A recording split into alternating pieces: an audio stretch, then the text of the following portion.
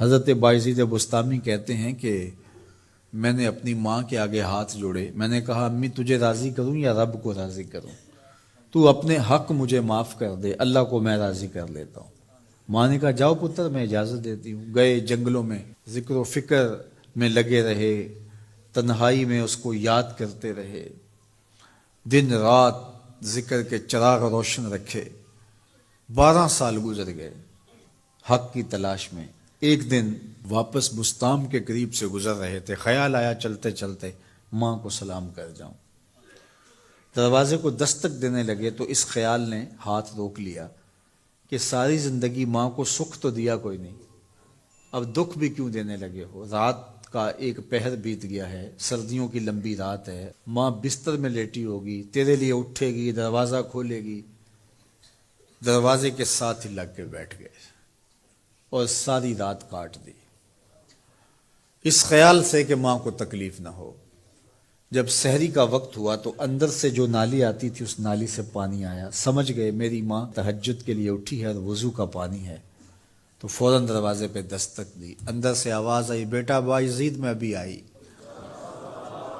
مائیں بیٹوں کے دستک کے انداز سے جان لیتی ہیں یہ کس بیٹے کے ہاتھوں کا لمس ہے۔ 12 سال کے بعد آئے، دستک دی، کہا بیٹا بایزید میں ابھی آئی۔ ماں کی تو نگاہیں ہی دروازے پہ رہتی ہیں۔ اللہ اکبر۔ کہتے ہیں کہ ماں نے دروازہ کھولا، 12 سال جنگلوں کی خاک چھانتے بیت گئی تھی، پراگندہ صورت، بکھرے ہوئے بال، پھٹے ہوئے کپڑے۔ میری ماں کی جب نگاہ میرے پہ پڑی تو اس کی چشمان سے موٹے موٹے آنسو ٹپکنے لگے، اور اس نے ایسے ہاتھ پھیلا کے کہا مالک میرا بیٹا بایزید تیری طلب میں نکلا تھا، تو نے ابھی تک اسے اپنا قرب نہیں دیا۔ حضرت بایزید بستامی کہتے ہیں 12 سال کی ریاستوں سے جو کچھ نہیں ملا تھا ماں کے اٹھے ہوئے ہاتھوں سے مل گیا۔ میں نے کہا مالک میں تجھے کہاں ڈھونڈ رہا ہوں، تو کہاں موجود ہے؟ تو ماں باپ کی رضا اللہ کی رضا کا دروازہ کھولتی ہے۔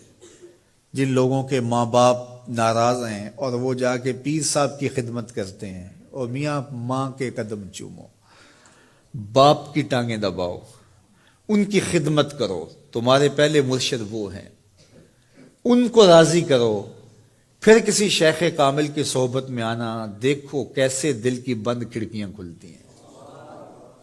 ایک مرشد تو ناراض کر آئے اور دوسرے مرشد سے تمہیں کیا ملے گا؟ تو راستہ یہیں سے کھلے گا۔ والدین کو کبھی ناراض نہ کرو، والدین کو کبھی دکھ نہ دو، والدین کو کبھی تکلیف نہ پہنچاؤ، اور والدین کو بھی چاہیے کہ اپنی اولاد کو اپنا نافرمان نہ بنائے۔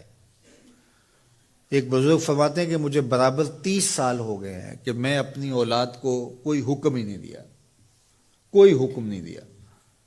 کوئی چیز مجھے چاہیے بھی ہوتی ہے تو میں بصیغہ امر نہیں کہتا، بلکہ ایسے ہی بات کر رہی ہوں۔ پانی چاہیے تو یہ نہیں کہتا بیٹا پانی لے کر آؤ، میں ویسے ہی کہتا ہوں پیاس لگی ہوئی ہے، تو اگر وہ سمجھ جائے اور وہ خود لے آئے تو اچھی بات ہے، لیکن اگر وہ نہ لائے تو میں نے اس کو حکم ہی نہیں دیا، امر ہی نہیں کیا، تو اس امر کی مخالفت ہی لازم نہیں آئے گی۔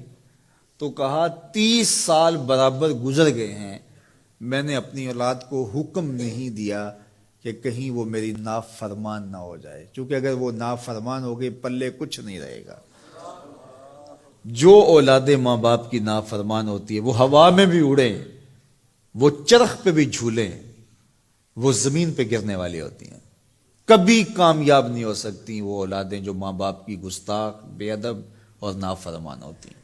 وہی اولادیں سرخرو، کامیاب اور کامگار اور بامراد ہوتی ہیں جو ماں باپ کی خدمت کرتی ہیں، ماں باپ کی دعائیں لیتی ہیں۔ وہ ایک بچہ ماں باپ کے پاؤں دبا رہا تھا، تو ایک بچہ ایک بر اعظم میں، دوسرا دوسرے بر اعظم میں، تیسرا تیسرے بر اعظم میں بڑے بڑے کاروبار کر رہا تھا۔